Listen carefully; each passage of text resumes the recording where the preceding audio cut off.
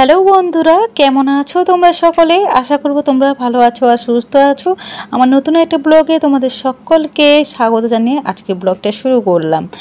আজকের ব্লগটা ভীষণ হেল্পফুল একটা blog, home arrange and organised.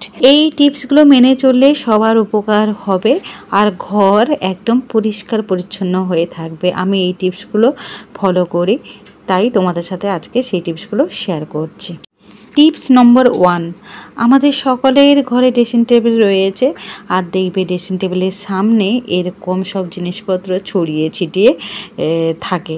দেখতে তো একদমই ভালো লাগে না, ভীষণ বাজে লাগে দেখতে।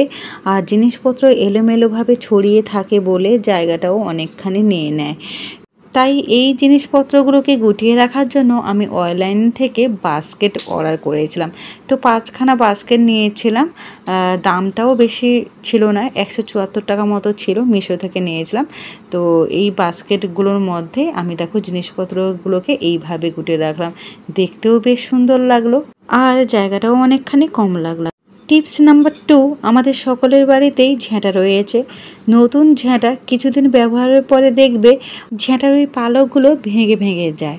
তাই ঝ্যাঁটাটা যদি অনেক দিন ধরে ব্যবহার করতে চাই তাহলে আমাদেরকে সঠিকভাবে অর্গানাইজড করতে হবে।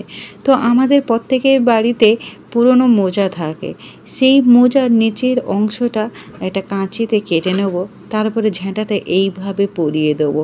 এতে কি হয়, ঝাড় দিতেও কোনো অসুবিধে হয় না আর ঝাঁটাটা অনেক দিন ধরে লং লাস্টিংও করে। আর ঝাঁটার যে ওই পালকগুলো অতি সহজে ভেঙে যাওয়ার কোনো সম্ভাবনা থাকবে না। টিপস নম্বর 3, আমাদের প্রত্যেকের বাড়িতে ওষুধপত্র থেকেই থাকে আর দেখবে ওষুধপত্রগুলো এদিক ওদিক ছড়িয়ে ছিটিয়ে পড়ে থাকে। তো ওইভাবে ছড়িয়ে ছিটিয়ে না ফেলে রেখে যদি আমরা একটা কৌটোর মধ্যে সব ওষুধগুলো রাখি তাহলে আমাদেরকে এদিক ওদিক আর খুঁজতে হয় না। প্রয়োজন মতো আমরা এখান থেকে ওষুধ বার করে নিতে পারি।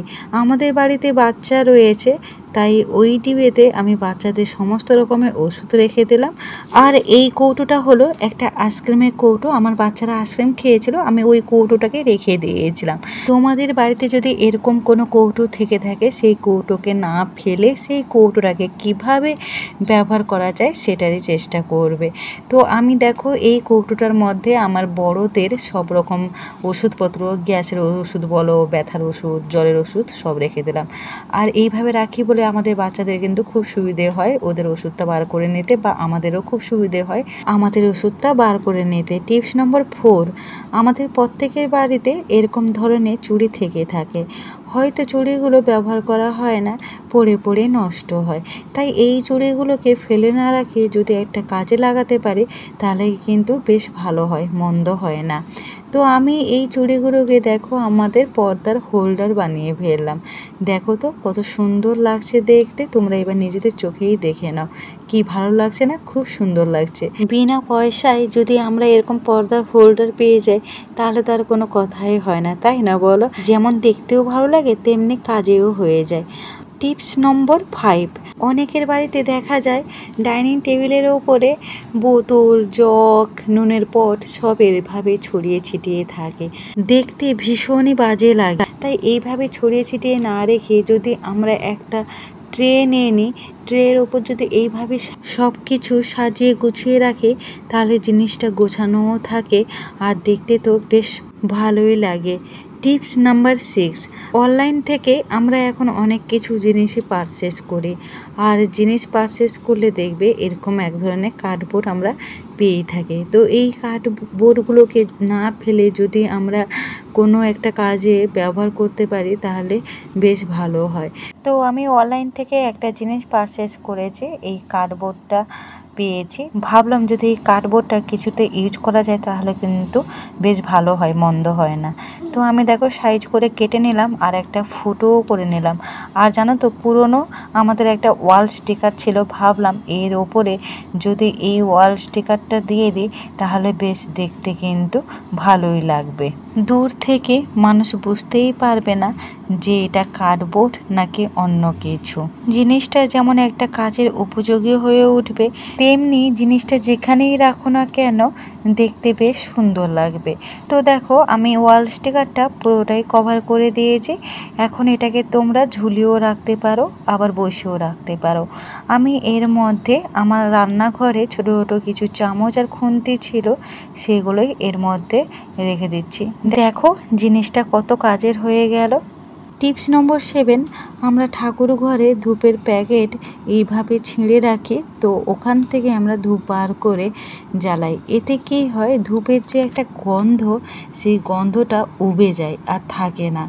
তাই আমরা যদি সঠিকভাবে অর্গানাইজড করতে পারি, তাহলে কিন্তু ধূপের গন্ধটা যেমন তেমনই থাকবে।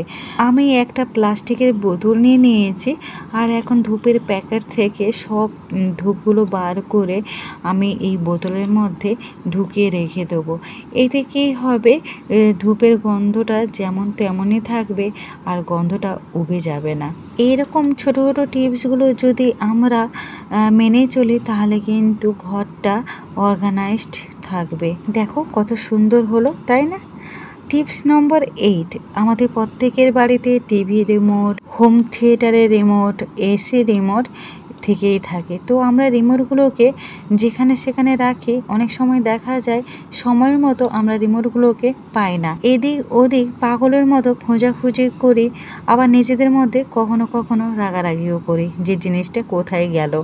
তো ওই কারণে দেখো আমাদের বাড়িতে ঘড়ি এসেছিলো, সেখান থেকেই আমরা এই ব্যাগটা পেয়েছিলাম।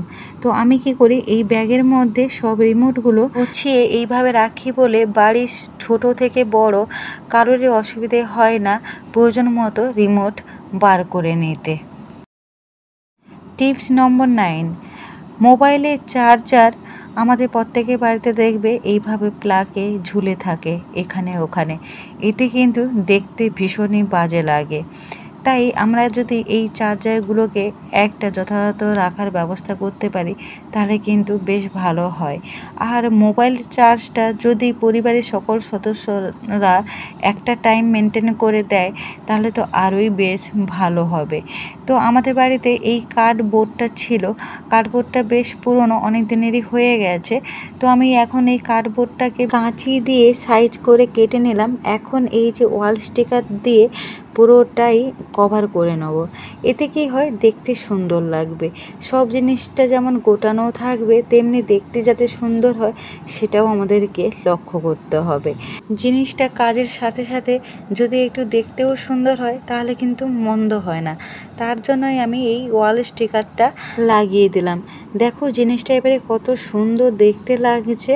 আর আমি চার্জারগুলোকে এইভাবে প্যাকিং করে রেখে দিই। তাই তোমাদেরকেও সাজেস্ট করব, তোমাদের বাড়িতে যদি এরকম ধরনের কার্ডবোর্ড থেকে থাকে, তাহলে কিন্তু তোমরা সেই কার্ডবোর্ডগুলোকে ফেলবে না, কোনো না কোনো একটা কাজে লাগিয়ে দেবে, দেখবে জিনিসটা খুব কাজের দেবে।